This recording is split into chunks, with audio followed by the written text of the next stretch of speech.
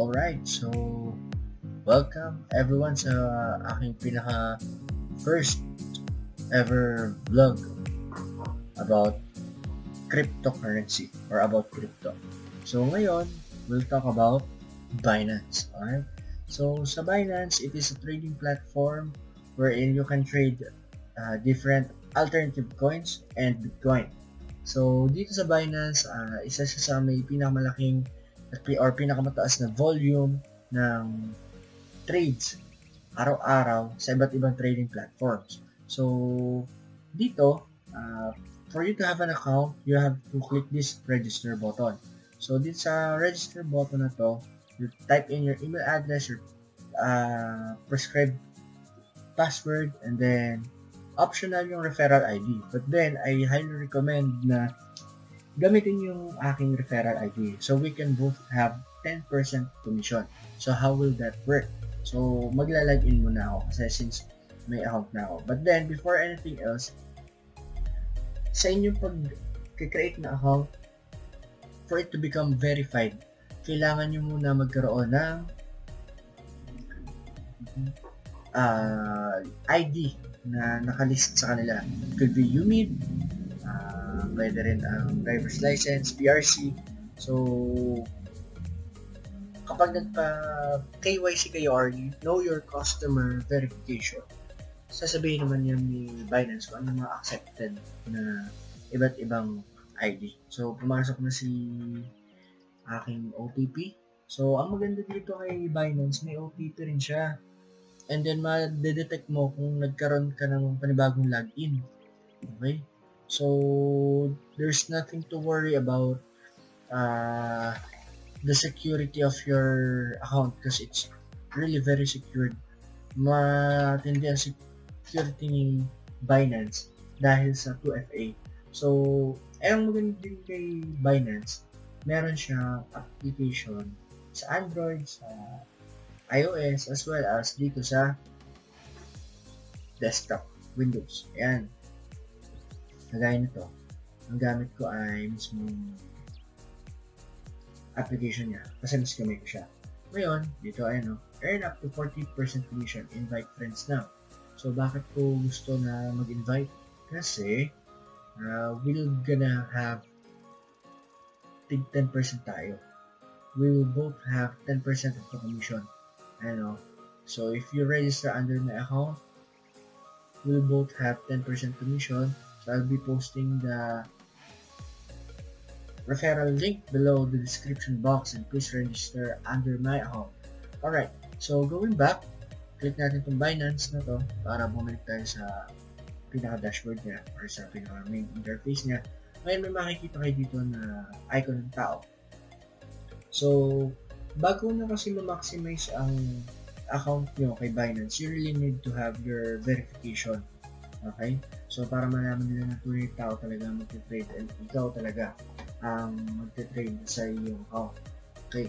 So, dito, sa iyong settings, pwede mong i-add yung two-factor authentication para double-triple ang security ng iyong account. Siyempre, sino ba naman ang gustong manakawan ng account sa Binance or any trading platform.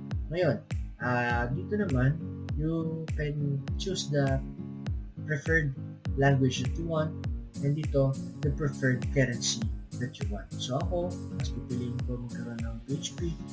Try natin mag-USD. Ayun nagpalit siya bigla, $253.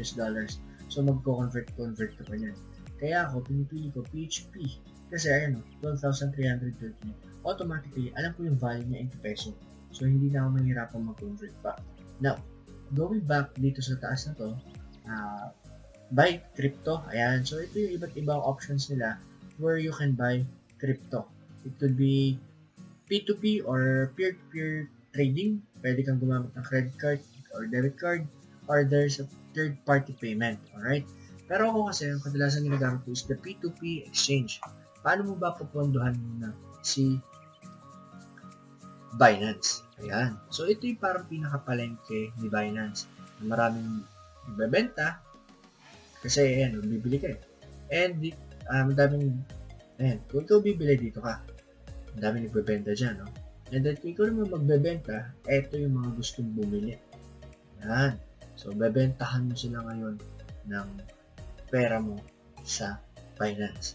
Ngayon, nakalagay dito yung currency, kung siya ba ay USDT, kung siya ba ay Bitcoin, yan. Kung siya ba ay BUSD, BNB, Ethereum, and DAI. So, yan yung iba't ibang options ng mga gustong mabentahan ng mga currency na to. But then yun, let's say for instance, gusto mo bumili since magsisimula ka nga na account mo, wala pang laman. Click buy, tapos choose USDT kasi bakit USDT ang bibilin mo? Dahil si USDT ay hindi masyadong magalaw ang presyo, so mas safe at stable ang pera mo dito. So, hindi siya affected sa paggalaw ng market. Ngayon, bago ka bumili, tignan mo muna yung number of orders. Palakay natin yung konti. Check mo muna yung number of orders kung madami na ba. And then, kung mataas ang completion rate. So, ngayon, kung na-meet mo yung dalawang expectations mo, mataas yung number of orders, and mataas ang completion rate niya, pasok yan. Pwede kang bumili dyan. Kaso, take nyo rin, or i-consider nyo rin, yung amount ng bentahan niya. Ayan, pinakamababa na yung bentahan niya. Oh. Sa iba, 49 na. 49 pataas. Mukhang hindi siya ganun kabigat na presyo. Pero every centavo counts there kasi lalo na kung bibili ka ng maramihan ng USDT. Ngayon, ito ang available USDT ni ni seller. And then, ito ang minimum mong pwedeng bilhin. Ito ang maximum na pwede mong mabili mula kay Eliasin Exchange. Yan. So, iba't iba ang presyo ng bentahan, iba't iba ang amount. So, kagaya nito kay Keller, konti lang kanyang na-complete na orders pa lang and 88% ng completion. Baka meron diyang mga nag-cancel or hindi niya na-asikaso na transactions. So, ito, si Crypto Bull, ang laki ng kanyang benta. Meron siyang $23,000 na pwedeng ibenta ngayon. So, kung gusto mong bumili sa kanya, you buy kasi mataas ang kanyang completion rate. And then, syempre, since you're starting, you need to invest what you afford to lose. You can afford to lose rather. So, ito, si North Luzon, no? Pwede na to.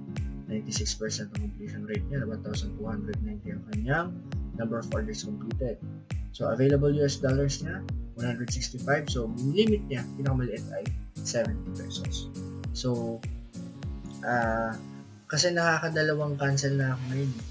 Dahil nakakadalawang palpak na ako ng aking record ng video. So, hindi ko na pwede i-click not unless gusto kong maban for today. Okay, I'm so sorry. Pero, ayan, may iba't ibang mode of payments. GCash, PayMaya, may bank transfer. So, once yun, sige na, pakita natin. Let's say 70 pesos lang. Dito tayo. 70 pesos. Ayan. Let's buy 70 pesos worth of USDT. Okay? So, ayan. Hintayin lang natin na mag-redirect siya. Reloading pa. Tapos, duration time pa. Reload lang natin ang page ko. Reload lang. Okay. Error na naman. Let's go to homepage naman. Ayan. So, pag ibinalik ka dyan, hindi mo alam kung saan pupunta, dito ka sa bumalik sa orders. Click mo orders. Ayan. So, all orders, ayan. Dito tayo sa processing. Ayan. So, meron tayo 70 pesos na processing. So, dito. Ayan. So, ito yung mobile number niya. Ito yung kanyang Gcash number. So, ito yung hinihingi niya. And then, yan, Tagalog ang pwede mo naman kasi kausapin niya dahil mga Filipino rin ang mga nagtitrade dito. Okay? So, let's say for instance na transfer mo na si money dito sa number nito, you may now click transferred and then next. Once na mag-confirm si sender ng iyong gustong bilhin na USDT, i-click naman niya yung payment received and then papasok na itong pera mo sa iyong wallet. Pero for now, let's cancel the order. Ayan. Ayan na. Kung nag-reset na yata.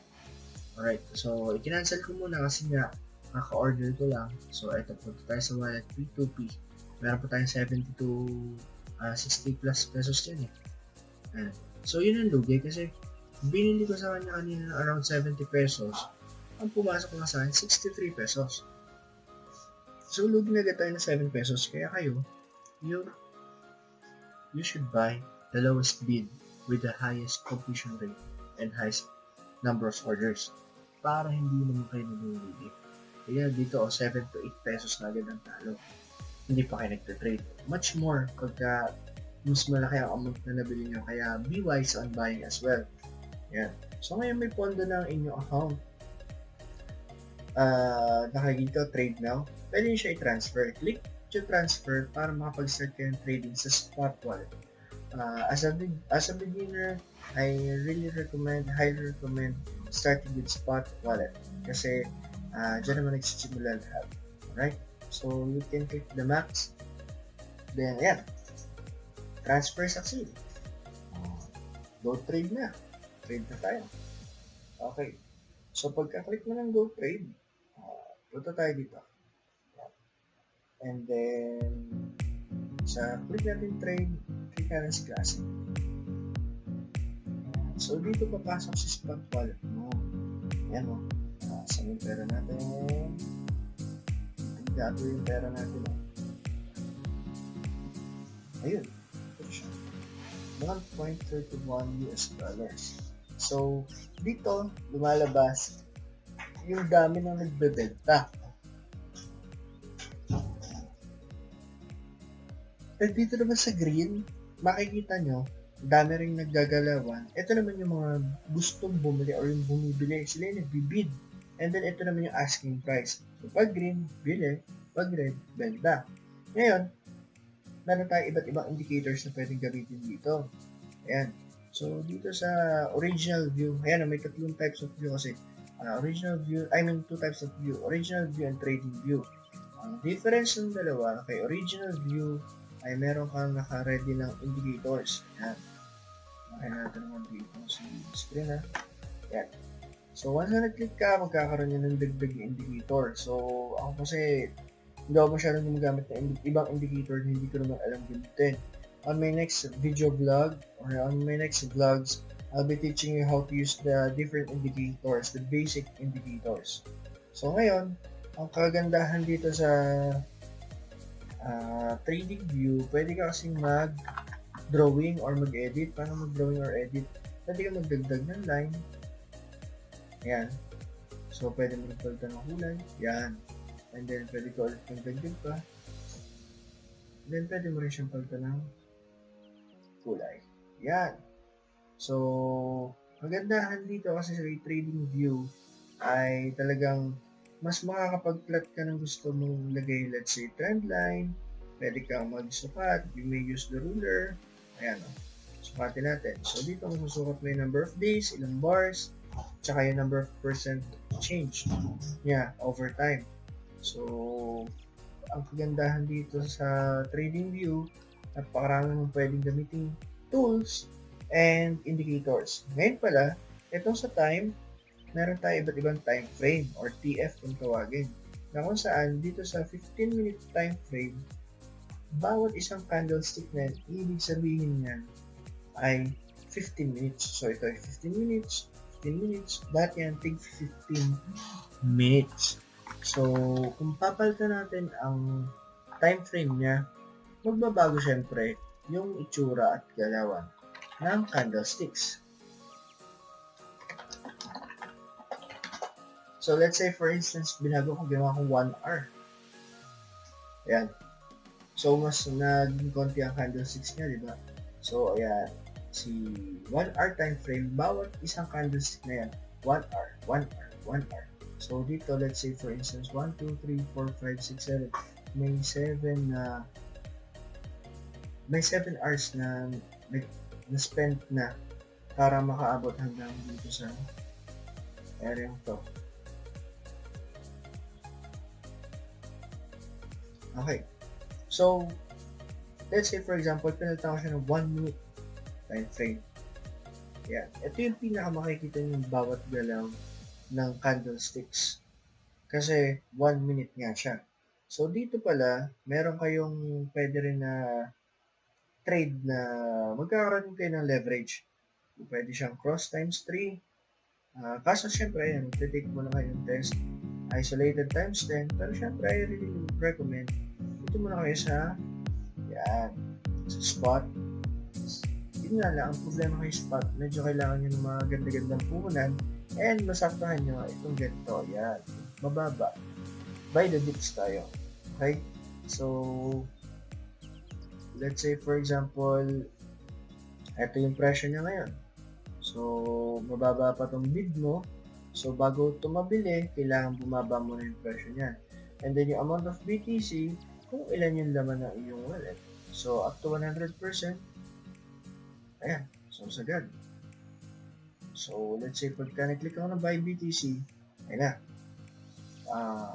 Intend ko muna magbaba siya hanggang 796. Ayan, pwede na ako makakabili niya kasi bumaba na siya eh. So, ganun lang simple.